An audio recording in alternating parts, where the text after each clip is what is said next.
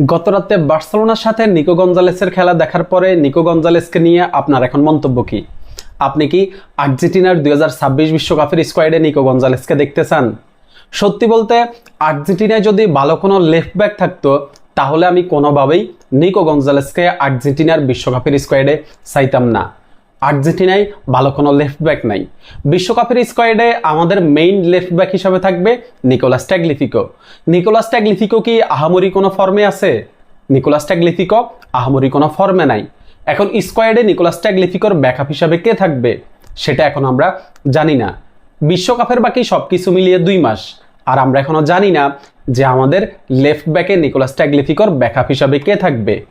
এই যে আমাদের ফুল ব্যাকে সমস্যা, এই ফুল ব্যাকে সমস্যার কারণেই হচ্ছে আমাদের নিকো গঞ্জালেসের উপরে ভরসা করা লাগবে।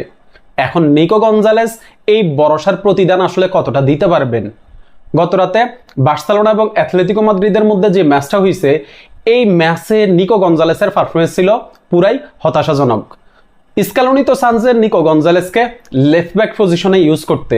বার্সেলোনার সাথে শুরু থেকেই নিকো গঞ্জালেস লেফট ব্যাক পজিশনে শুরু করছিল, কিন্তু নিকো গঞ্জালেসের পারফরমেন্স ছিল একদম পুরাই হতাশাজনক। যেভাবে প্রথম ইয়েলো কার্ডটা সে কনসিড করছিল, এটা আসলে কোনোভাবেই মানা যায় না। আপনি একজন ডিফেন্ডার, আপনি ডিফেন্সে শুরু করছেন, ওইখানে হচ্ছে আপনাকে অনেক ট্যাকেল করতে হবে, আর আপনি হুদাই একটা ইয়েলো কার্ড কনসিড করলেন। এরপর আপনি ট্যাকেল করলেন ফার্স্ট হাফের শেষে গিয়ে, আর ট্যাকেল করে আপনি সরাসরি রেড কার্ড কনসিড করলেন। এই যে নিকো গঞ্জালেসের রেড কার্ডের আগে অ্যাথলেটিকো মাদ্রিদ বার্সেলোনার সাথে কি দুর্দান্ত ফুটবল খেলতেছিল, একের পর এক অ্যাটাক তারা করতেছিল। জুলিয়ানো সিমিওনের গোলে অ্যাথলেটিকো মাদ্রিদ 1-0 গোলের লিডও নিছিল, কিন্তু এক নিকো গঞ্জালেসের রেড কার্ড সব শেষ করে দিল।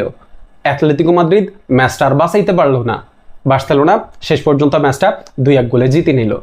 এখন এই যে নিকো গঞ্জালেসের পারফরমেন্স, এই নিকো গঞ্জালেসের পারফরমেন্স দিয়ে আমরা বিশ্বকাপে করবোটা কি?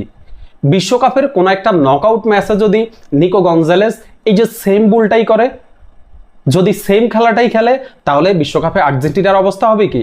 আর্জেন্টিনার বিশ্বকাপ জিতা লাগবে না, বিশ্বকাপে আর্জেন্টিনা ভালো করা লাগবে না। এই যে নিকো গঞ্জালেসের এরকম ভুলের কারণে হচ্ছে আকাশ ভরা তারা হয়ে যাবে। নিকো গঞ্জালেসকে আর্জেন্টিনার বিশ্বকাপের স্কোয়াডে রাখা হবে তার হাইলি ওয়ার্ক রেট, তার স্পিড এবং তার ফিজিক্যালিটির জন্যে। এছাড়া নিকো গঞ্জালেসের ভিতরে একজন প্রপার লেফট উইঙ্গারের যে কোয়ালিটি, এই কোয়ালিটি নিকো গঞ্জালেসের ভিতরে নাই। আবার হচ্ছে একজন প্রপার লেফট ব্যাকের মধ্যে যে কোয়ালিটি, এটাও নিকো গঞ্জালেসের ভিতরে নাই। ডিফেন্সের কোনো সেন্সই নিকো গঞ্জালেসের ভিতরে নাই। এখন নিকো গঞ্জালেস হচ্ছে কামলা টাইপের একটা প্লেয়ার, এই কামলা দেওয়ার জন্যই হচ্ছে ওরে বিশ্বকাপের স্কোয়াডে রাখবে।